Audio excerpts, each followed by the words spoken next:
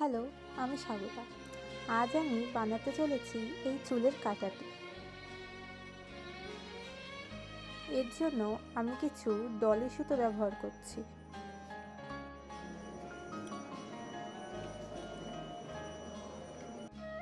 সুতোটিকে ভালো করে পেঁচিয়ে আমি টার্সেলের দড়ির মতো করে নিয়েছি। এরকম আরও দুটো তৈরি করে নিয়েছি।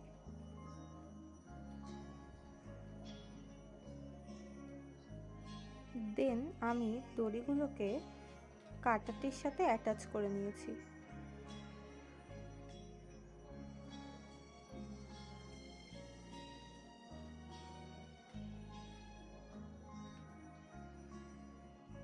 এবং কিছু জাম্পরিংয়ের সাহায্যে কড়িগুলোকে দড়ির সাথে অ্যাটাচ করে নিয়েছি।